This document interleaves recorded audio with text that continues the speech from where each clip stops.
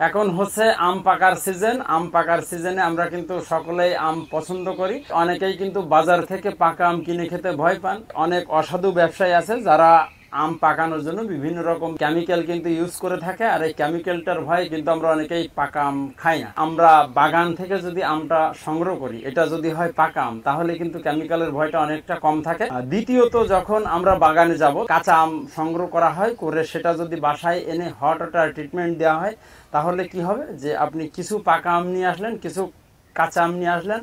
কাঁচা আম যেগুলো নিয়ে আসলেন সেগুলো আমাদেরকে দেখতে হবে যে আসলে পাকার উপযুক্ত কিনা। সেটা চেনার উপায়, আম যখন আমরা হাতে নেব, নেওয়ার পরে দেখব যে আমের গায়ে যখন দেখবেন যে পাউডারি একটা ভাব চলে আসছে, তখন আমরা ধরে নিই যে এই আমটা আপনার পাকার উপযুক্ত। তাছাড়া যখন একটা গাছে বেশ কিছু আম পাকা থাকে, বোটা থেকে খসে পড়ছে বা পাখিতে খেয়ে গেছে, এরকম যখন থাকে, সেই গাছ থেকে যদি আমরা কাঁচা আম সংগ্রহ করি, সেটা যদি বাসায় এনে হট ওয়াটার ট্রিটমেন্ট দেওয়া হয়, তাহলে কিন্তু অবশ্যই এই যে কাঁচা আম, এটা 2 দিন পরে পেকে যাবে। আমরা আজকে যেটা বলতে চাই, কিভাবে এই কাঁচা আমটাকে আপনি হট ওয়াটার ট্রিটমেন্ট দিয়ে বাসায় পাকাতে পারেন। এখন আমাদেরকে যেটা করতে হবে সেটা হচ্ছে, বাগান থেকে আপনি ডাসা ডাসা দেখে আম পেড়ে নিয়ে আসবেন। এগুলো হোক কাঁচা এবং পাকা। পাকা আমগুলো আগে থেকে আমরা সাইড করে রাখবো, এবং যেগুলো কাঁচা আম থাকবে এগুলোকে আমরা সাইড করে রাখবো। রাখার পর আমাদেরকে যেটা করতে হবে যে আমরা যখন বাগান থেকে আম সংগ্রহ করব, তখন খেয়াল রাখতে হবে এই আমের বোটা সহ কিন্তু আমাদের সংগ্রহ করতে হবে। মানে আমের যে আঠাটা, এটা আমাদের আমের গায়ে লাগতে দিলে চলবে না। আর বাসায় এনে আমাদেরকে যেটা করতে হবে, এই বোটাগুলো কিন্তু ভেঙে ফেলতে হবে।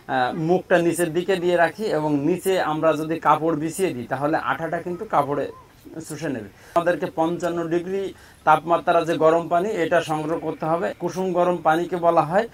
তো এক্ষেত্রে আমরা অনেকের বাসায় আসলে এই যে মিটার নাই, যে কতটুকু 55 ডিগ্রি হয়েছে কি 60 ডিগ্রি হয়েছে, এটা আমরা বুঝতে পারি না। সহজে একটা জিনিস যেটা বুঝতে পারি, যে আমি যদি 1 লিটার ফুটান্ত গরম পানিতে 1 লিটার ঠান্ডা পানি ঢেলে দিই, তাহলে যে তাপমাত্রাটা চলে আসে সেটাই কিন্তু 55 ডিগ্রি তাপমাত্রা আসে, সেটাই কিন্তু হয় কুসুম গরম পানি।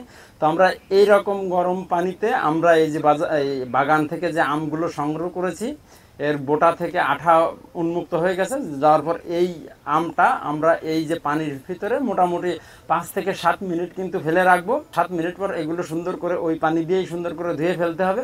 ফেলার পর এই আমগুলো না কিন্তু উঠিয়ে ফেলতে হবে। উঠিয়ে ফেলে এটাকে মনে করেন ঠান্ডা জায়গায় রেখে, গায়ে যে পানিটা আছে, পানিটা আসলে শুকিয়ে যাবে। যাওয়ার পর আমরা যেটা করতে পারি, এটা আমরা প্লাস্টিকের যে ক্যারেট আছে, এই ক্যারেটের নিচে আমরা পেপার, মানে খবরের কাগজ, যেটা পেপারটা কিন্তু বিছিয়ে দেবো।